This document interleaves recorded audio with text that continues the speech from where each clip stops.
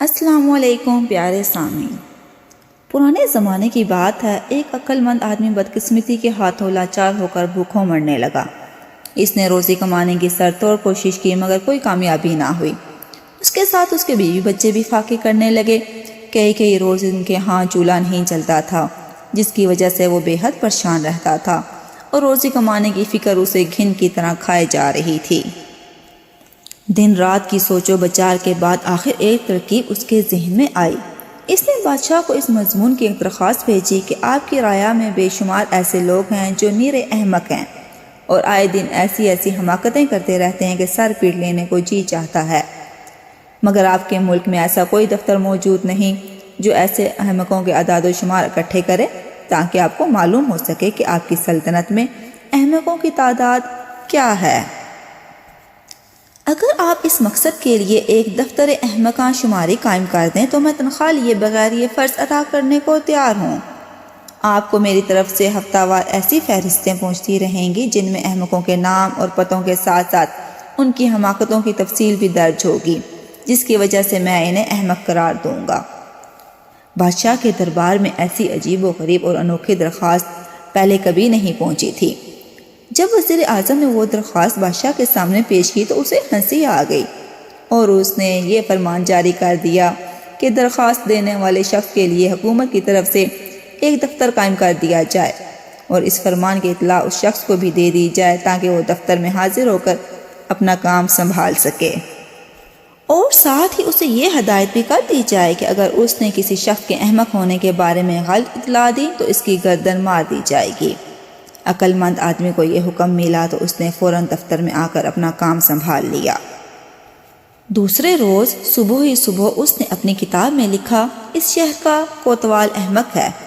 ہوتے ہوتے یہ خبر کوتوال کو پہنچی۔ وہ غصے سے لال پیلا ہو کر عقل مند آدمی کے پاس پہنچا اور لال آنکھیں نکال کر بولا، آخر تم نے کیا سمجھ کر مجھے احمق لکھا ہے؟ تم شاید جانتے نہیں کہ میں اس شہر کا کوتوال ہوں۔ اس گستاخی کا ایسا مزہ چکھاؤں گا کہ زندگی بھر یاد رکھو گے اور کبھی بھول کر کسی کو احمق نہیں لکھو گے۔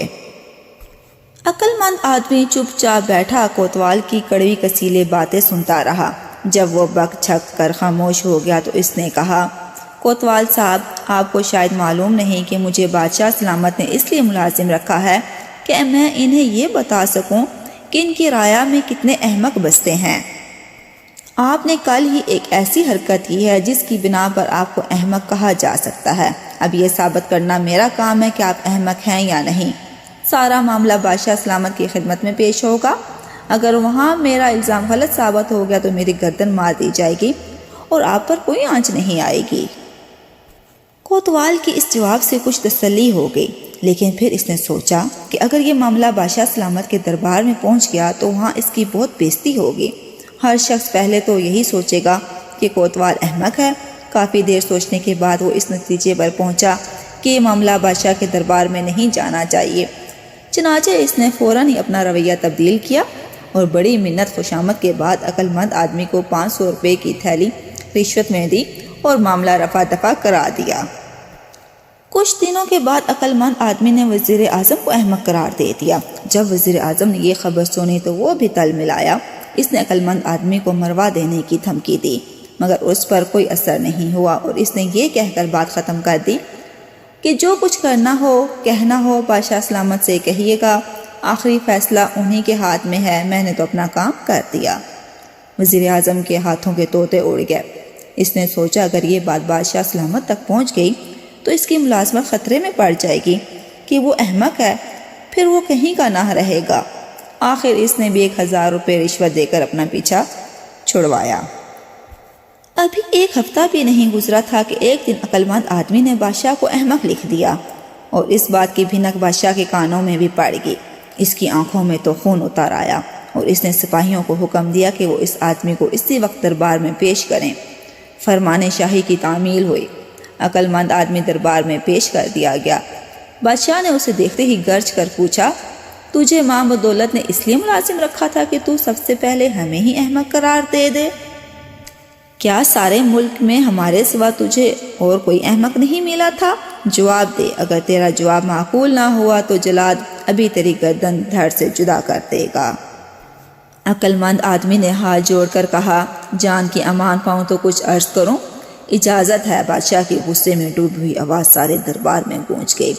جہاں پناہ، کل حضور والا نے چند غیر ملکی سوداگروں سے 100 گھوڑے خریدے ہیں۔ تو پھر کیا ہوا؟ غلام کو اس پر کچھ اعتراض ہے۔ کیسا اعتراض؟